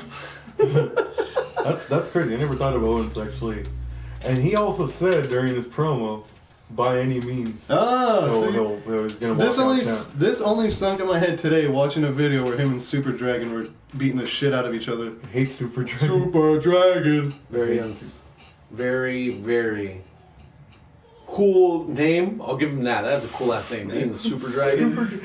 The Super Dragon. Think of how many Super Dragons there is. Way better than the From American Reseda. Dragon. From Reseda. South Central Reseda. I know. American Dragon. So Wes Blank out of the same geeksgamers.com Facebook group even asked too, will AJ be a 2-time champ, and will Cena break the 16 title match? Or will he become the 16-time champ? Will become the guy to break Ric Flair's record. Has which to would be 17, right? Oh yeah. Yeah, 17. Yep. 17 times. Because he tied it. Yeah, he tied it at 16. Here, let's put this other one up there too. Cena. A couple of marks here. Look at this. Yeah, we're pretty marky right now. Open that bad boy. Stand up. Oh yeah. I'm sorry. I don't think too good. Yeah. So wait. So the main event. Wait, what? Cena? How would Cena become champion? Well, Cena needs to win. Cena needs to win it sometime post. Well, see, that's the thing is like Cena is going to be fighting the Miz and Maurice with Nikki Bella. So the only option is for him to have 2 matches at WrestleMania, which I don't have a problem with. The more Cena, the better. What is this, kayfabe? The movie? I know. Working double? I know, working double. God damn it. I bet you I'll be the first one out of the ring. The other question, will AJ Styles be a 2-time champ? No, he will be a multiple-time champ before Not at a Charlotte's pace. That's Oh my just God. insane. Yeah, they're playing hot potato with that. The- with that women's Raw. Yeah, but that's the only reason they're doing that, right? The hot potato with that is to build her. What, to get Charlotte into 16? Is she gonna break? No, not Ric Flair to 16. I'm just saying to build her up as like she'll be like 9-time or something. 9-time is Mark impressive. hated that, by the way. 9-time like women's sour champ milk. is impressive. How about Yeah, I'll drink that sour milk. Yeah. I have a theory that Triple H will stop John Cena from being the greatest wrestler of all time. Who's behind John Cena and Ric Flair for that? Is Someone's it at Triple H? 14. Triple H is at 14. Triple H is at 14. There's Randy only Orton's 3. Randy Orton's at 12. Yeah, but he only needs 3. Triple H only needs 3. So this means Catch up. the But I Rock, don't the think- Rock has to play catch up. But I don't think. I think instead of Triple H wanting to beat Ric Flair's record, he's gonna want it. He's gonna be wanted known as being the dude who stopped John Cena from doing it, at least. And he interferes in title matches all the freaking time, and I haven't seen him do it to Cena. Well, When's he done it to the Cena? green light is going to be when Triple H is going to be the special guest referee. 'Cause Oh, that's yeah. That's when you could literally take a piss break after the match and like, oh well, whoever won it, it's going to lose it. It's a spite record he's breaking. It's a just out of spite. It's just a spite. He's not going to be the greatest ever, but he'll damn stop John Cena from being the greatest ever. That's some bullshit, by the way. I hate that idea. How is that? Well, yeah, okay, you're right. Oh, I'm just I saying. hate the fact that John Cena's gonna break it. I know he's not going to break it. Triple H will stop him and be our heroes again. He's going from hill to gent. If there's anything I know about Triple H, is he'll do it. He'll do it. He'll do anything at any time. Yeah. Let me get the last question real quick All right. over here. Ladies and gentlemen, thank you for tuning in to the Paper Review Presents Two Marks and a Smart. We got Lauren sitting in for Cosmo today. Hope you guys are enjoying the show. Make sure you subscribe to Mr.StreamThing GTP here on YouTube to keep up with all the podcasting, video gaming, whatever, what have you, that we do daily. Daily content. Paper review, now going to be a thing. Mark and Andre show, the 840 review, the flagship show of the channel, the GT podcast, and as well as pick up and play and other gaming. We actually pretty much covered. I just want Dallas Jason Fields from the Empire. Diamond, Dallas, Jason. The Empire Facebook wrestling page where they sell figures. I've sold a couple of Blu-rays and DVDs on that page. They're all cool cats. They wanted us to briefly touch on our perception of the cruiserweight division. I think that real quick with me, I think that Neville stabbed right in the beginning and they're just bleeding out, and then Neville. Do you think they messed it up by trying to tag team people In the Like beginning? The Bollywood boys and like Gulak and fucking Tony Nese. And 205 Live is working. It's an hour. But to then have Raw give you guys a brief taste of it, it doesn't sit well with me because you can't shove that program in there and then give it after SmackDown. It's just really convoluted. It's really messy. It's kind of funky, but Yeah. I kind of like it. It's a refresh. It's a nice sip of water in the middle of Raw. It's like there's a bunch of Raw, and then let's get some cruiserweights in. Yeah. It's like, all right, this is cool. Yeah, because Raw has a very distinct tone to it. Yeah. And then when the cruiserweight matches come out, it feels like there's a little break. It's almost like the what is it, ginger? What do you eat with sushi? Yeah, A little palate cleanser. It's a little ginger and wasabi. It's a on little the side. ginger and wasabi. You know wasabi? Yeah. Yeah. And I also love seeing Austin Aries every Monday night. You and I both. Yeah, I do like how it's split from SmackDown though. But I do find it harder to go from SmackDown and watch cruiserweights on the network.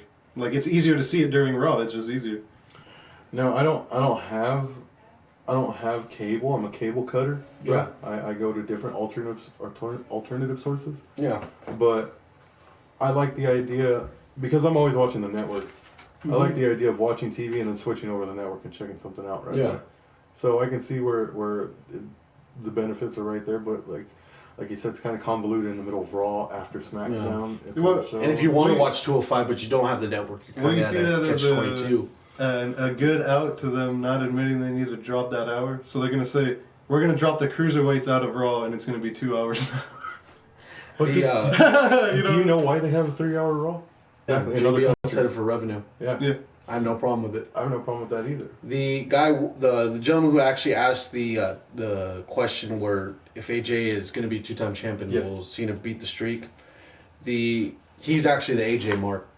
Oh, he as is? well. So okay. We just wanted to show off the AJ Styles DVD collection. Well, you're in good company, bro. So yeah, exactly. He's a cool cat with me. Anyway, so the last question that we have here for the two Smarks and a Mark, and I want to thank Lawrence and Adrian for sticking to it for as long as they have.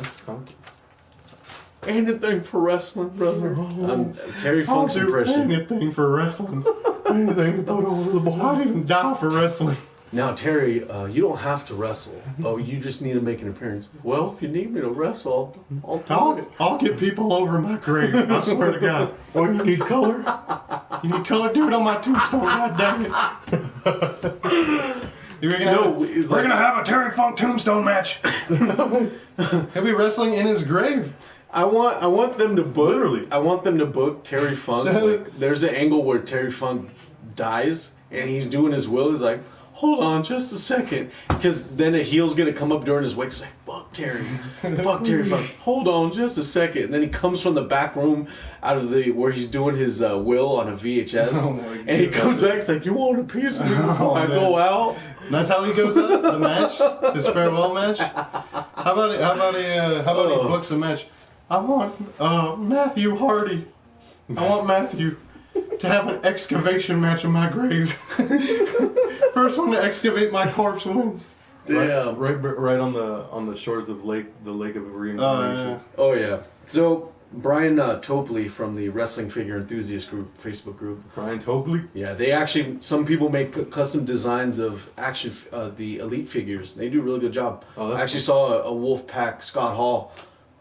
Looked real nice. So he wants us to give us our general opinion on the current creative situations, i.e. the hot potato title situations where they keep changing from people to people, and 50-50 booking. Now what's 50-50 booking? Explain to me that. One person wins one Smackdown, the other person wins the next time, and then they just exchange wins up to the pay-per-view. That way they could build like a collective. That's lame. Nah, I don't care about that. That's lame. I don't care about that strictly for the reason that I watch enough wrestling that I can see the moves that they're reversing on a weekly basis.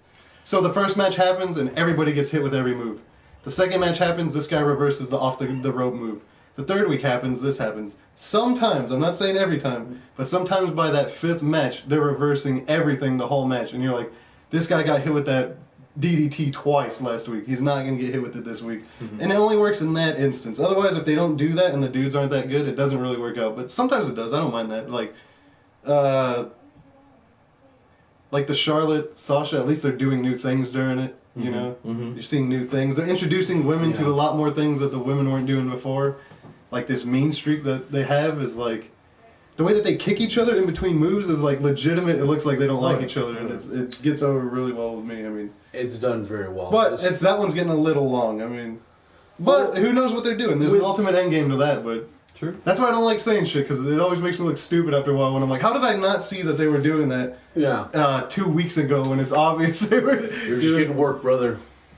So when they're doing that 50-50 booking, I kind of hold my reservations until I see the end product, because I'm like, either it's gonna bomb or it's gonna be pretty good. Like when it comes to seeing a pay-per-view after this feud culminates on TV, I want to see the babyface beat the heel or the heel retain the title, and with that you can go either one of two ways. You just have the heel go on a hot streak or have the babyface go on a hot streak. Make it up to leading up to that match, you know, or have it to where they face only 1 week and then they just build that up to the main event or to the event on the pay-per-view card. You gotta, with both opponents winning on a on and off basis, there's no real momentum going any which way except for the last go home television match. It's something like if they do it right, it's right. If they do it wrong, it's a wash. Yeah. At the end of the day, after the match stops, then you look back at it and you're just, well, this didn't work, and this didn't work. And then you see that, well, they don't take and learn these lessons from previous feuds and patch anything up. They're kind of making the same mistake. With the hot potato titles, you can't. It's understandable in the beginning with the Universal title where Finn Balor had to relinquish it because of a torn labrum. With the Torn labia? Yeah. Torn labia. You tore his hymen? I know. Hamstring? With the Hymen Busters, Seth Rollins used the turnbuckle Hymen Buster. The atomic turnbuckle hymen buster? the Universal title thing, that had it. That's understandable. But with the Raw Women's title, where Sasha Banks won the title on 2 or 3 separate Raws, 2 Raws, and none on a pay-per-view. Yeah. And then they start building up this undefeated streak, like I mentioned earlier, even before she won it the second time. Kind of made you think that, well, it gives you the idea that Charlotte's never going to give up a victory on a pay-per-view. Yeah, and she'll throw it away on Raw or something. I hate that. That becomes predictable. Yeah. Yeah, but then who would get over the most beating Charlotte for you personally? Because that's what she's there for, is for somebody to beat her. So who? Nia Jax. Oh who yeah, do you know see, what? Who do you see beating her? That's like, holy fuck, I didn't see that coming. Probably Nia Jax. Yeah. Dana Brooke. Dana Brooke would be weird because she's been gone for a while, and if she sharpened up her wrestling, didn't she come back last week? Yeah. She interfered She came in that back. match? I think she's training for a strong girl competition, or whatever they call it. What she needs to do is train with Natty, because Natty has this weird hybrid style where she's incorporating a lot of MMA shit into it. Mm-hmm. That's freaking crazy. And I think it's crazy because with her athleticism, it's not coming over as well as it can be because she's already an older woman. But she's doing things that are like, that's freaking weird. They're doing a lot of mounts and ground and pounds and stuff, and then her maneuvers on the floor. There's like a lot of weird MMA shit going on. She was actually training with Shayna Baszler, Yeah. which was Ronda Rousey's old training partner and a MMA female pioneer in Yeah. its own right. So Yeah, nice. She's learning a lot of shit. It became very obvious after you told me that. I was like, dude, every week Yeah. she's doing more MMA kind of stuff, but she needs to pass it to Dana Brooke. Just Guess how I figured that out? What, Instagram? I Where you saw them all hang out? interviewed Shayna Baszler on this podcast. It's about stuff. Nice. And she was telling me that she was training with Natty specifically for a long time. She I'm like, keep up the was good work, man. You're making wrestling better with MMA knowledge. nice. I don't know. I can't commentate on either of those. With the I hot can't potato leave a tag. comment on any of those because I just watched Kayfabe the movie, and I agree with freaking Marco Payne. Marco Payne. Marco. Who the hell came up with this winning and losing bullshit? I don't give a shit who Get wins. the hell out. I don't give a shit who wins or who loses. It's all about what did you do with the time you had. Like, Love it. and especially after seeing that movie, it's like, that's I'm gonna probably stick gonna- with me for at least a couple months. I'm gonna grab a High Life and probably watch that tonight. Plug that real quick. By the way, you guys need to watch Kayfabe the movie, a fake documentary about a real fake sport. Kayfabe 2007. It's Yeah. hilarious. Good stuff. Check it out on YouTube. It It's on really enhances your knowledge of the sport from a comedic perspective, and that's sometimes the best way to take in knowledge is to look at it from a humor standpoint. Mm-hmm. Mm-hmm. That was definitely. Do you have any questions? I saw a lot of comments flutter around when we started talking about women. Oh wait. Oh okay. Please let it be Jim Cornette. And he tells, fuck you, thank you, fuck you, bye. Tommy Gunn says Hulk Hogan greatest ever. So women wrestling is boring. That's all we got, huh? That's pretty much it. That's it. Yeah. I love wrestling, and I love the wrestling fans in it. Yeah, I guess. You know what really got me, and I mentioned to you guys earlier before we went on air, because we actually do carry conversations on before we get on to Two Smarks and a Mark. Yeah. We're actually friends. Behind me, Thank you, fuck you, bye. behind me in SmackDown Live, Fuck you, bye. behind Thank me you. at the Citizens Bank For SmackDown for SmackDown Live was 2 kids. Live. How old were they? They had to be 11, 9, and these kids were invested into matches, not knowing who was going to win, not knowing who was going to lose, involved in the storylines like it was real, and it just shot me straight back to when I was a little pup. And A young buck. I loved it. I loved hearing that because it was refreshing to me, because every conversation I have with you, with Lawrence, or with anyone that's a fan of the business, but it's an adult, knows they have to delve in a little deeper if they want to find an answer. Mm-hmm. Because as we get older, we're curious about that. Yeah. But I wish I could go in with that innocence, but I don't want to be the 45-year-old guy who's strictly into kayfabe. You know, I find it's hard for me personally because that's how I watch wrestling. I do not give a fuck what what's going on backstage or what they said happened when this happened. I watch it with complete blinders on as a TV show. And this guy knows, like, I'm probably the biggest, like, I very rarely talk about what I think happened or they should have done this. I hate or this, they should have done this or they fucked up when they did this. Because I'm just watching it, like, and it bothers me only because it makes you look stupid because you just like to watch the whole thing, you know? Mm-hmm. And then, like, when you, like, I don't know. It's when you talk to the dudes who got all the insider information, it's like, oh, I'm not interested. Yeah, the Wrestling Observer. Not in all of it, but... I hate the Wrestling Observer. Wrestling Observer, they are just guys that capitalized on being the earliest guys to get the scoops. Like, for instance, I think earlier we were hanging out for hours and we didn't mention, like... we were just joking constantly and talking about matches and what we thought about promos on each other. Yeah, but like I very rarely like to get into the behind the scenes shit, and it's to my detriment because that's all people talk about. And then I could talk to like my little nephew, and those are the conversations that are rich because you get to see what a kid who believes this stuff is thinking, and you're like, holy shit. Have you? Me and Adrian saw this one time. Have you seen somebody react unexpectedly to a wrestler walking out? Somebody that you were sitting next to, and you're like, this guy's a piece of shit. And then he reacted to a wrestler that you're like, I did not expect him to like this guy. No. Like a fan that was sitting next to you. We and him were sitting behind this old man. Yeah. And we're sitting behind him at the Citizens Bank.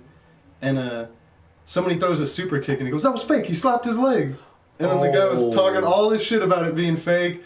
They bought pictures for the kids, and he was like, $25. He was all kind of pissed off that they cost so much. He's just completely not liking the show, and his kids are digging it. Yeah, my Who do you like think he pops for?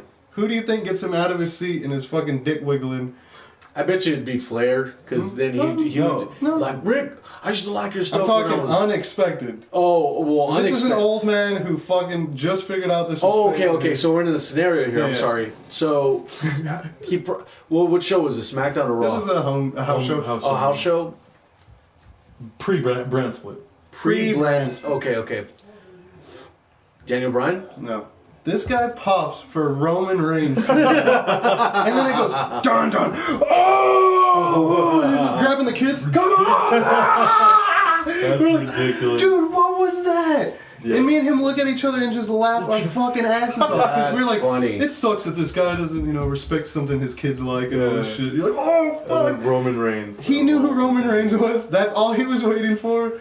He was talking shit about everything else until Roman Reigns came out. That Superman punch, that is a real American move right there. It was the weirdest shit ever. Also, how many fights have you seen at a wrestling show? Holy shit. I see fights all the time between kids, and it's fucking hilarious. Dude, I went to a EWF show. I've never heard of this. The Empire Wrestling Federation, the local fed around here. We went there, and they had like a section off beer section, so we're sitting there throwing back a couple adult bevies. Chilling, watching wrestling. Adbevs, I like that. Next to us, I'm gonna say like 9 and 11-year-old, fucking getting a straight fist fight, punching the shit out of each other, because wrestling just got them amped up. That's awesome. They started, and then the dad was just kind of like just laughing, sitting back watching, like, damn, they're all right, like, okay, had to intervene at some point. But these kids, I see fights like fights at wrestling shows. There's also I'm at Citizens Bank again on the floor level. These are some more expensive seats. Yeah, these are more the adults here. There's no kids down there. In front of me, there's 2 kids. Immediately after the first match happens, John Cena couldn't make it because Seth Rollins broke his nose the night before. Yeah. They come out and they say, John Cena can't make it. You can return your return money for if you want, Refund. And it goes, oh, everyone's booing, and you see people standing up to walk out of the place. Then Kevin Owens' music hits, and he goes, I broke my nose my first day in NXT, and I came back, and I'm freaking this. So everybody just walks back to their seats. And I was like, oh my god. Then Chris Jericho watches brought in via promo. Yeah, got reeled back in. That's cool. Chris Jericho walks in. That's the art of wrestling. And he's talking shit to Owens, which is crazy foreshadowing because I saw this at a house show. He comes out and they have a steel cage. Yeah, so we were at the same match Yeah. then, because I remember going. That was my first house show. Yeah. Seeing this steel cage. So we were. The way that they put that together got everybody back in their seats for John Cena not being there. Yeah. And then as soon as they brought that cage down, the two little kids in front of me took their shirts off, and I was like, "Whoa, I've never seen this." Everybody around us is like, "Oh fuck, like this is crazy." And they're like, you're all trying to. "Whoa!" Like little kids, you know? Yeah. And then after who won? Owens, Jericho won or something. yeah. The cage match. Yeah. They were talking shit to each other about who was better, and they start shoving each other. And you're like, "Oh man, I've seen this before." You're gonna start fighting. That's cool. New Day comes out and rips the guy's sign in front of us. This is when they were heel day. Yeah. He rips up the sign. And the kid's like, "Oh, what a jerk!" And he's like, "I love the New Day." You're like, "Oh man, they're gonna start fighting." You know? Oh man, it's happening. My it's happening. God. Fucking 3 or 4 matches in, they're just straight punching each other in the guts. Nice. There's full-grown adults like, "Oh my god!" Like freaking All out. shocked. Because we're in the freaking $80 plus seats. Yeah, so they're all freaking out, and these kids are boxing, and the dad's just drinking his beer, digging it, like, "Oh my god, this is the fucking coolest, man!" Love it. Oh man, but like I've seen maybe 3 kids fights, 4 kids fights. I saw one at NXT. There was kids fighting in the hallway. No way. In Las Vegas. I was like, Jesus Christ! You should have told him you got 3 words from. Eat it, yeah. On that note, I want to thank you guys for being guests on Two Smarks and a Mark. Hey, You thanks guys- for having us, dude. Oh man, thank you for letting us record here at Luna Studios. Praise Studios. The next week's show we're gonna be covering probably post Fastlane. I think we're gonna be. Oh, anyway, whatever wrestling bullshit comes up. Yeah. But I want to thank you guys, and I want to thank everyone that provided us questions here on the Two Smarks and a Mark. I love doing this show. I love talking about wrestling. I like doing it solo sometimes, but it's better to have a bunch of people with better perspectives than I. Where could they find the paper review? Well, they can find the Pay-Per-View Wrestling Podcast on Spreaker.com or other streaming services like iHeartRadio, Podcast Addict, several other sources as well. Simply search Pay-Per-View. I'm the only Pay-Per-View Wrestling Podcast. And other than that, you can listen to the rest of the Mark F Podcast channel, which includes Retro Collecting 101, where I talk about retro games, and the Mark and Andre Show, where we talk about film, entertainment, conspiracy theories. Also, make sure to check all the videos on Mr.StreamThing, GTP, YouTube channel. Correct? Yeah, that's it. Other than that, you guys have a good night. We'll 'Cause he talk to always you guys gets it next wrong. time. I was like, you were just waiting. No, I was waiting for no, that's incorrect. All right, there it is. Hey, good show, man. You guys have a good night. Take care of and each other.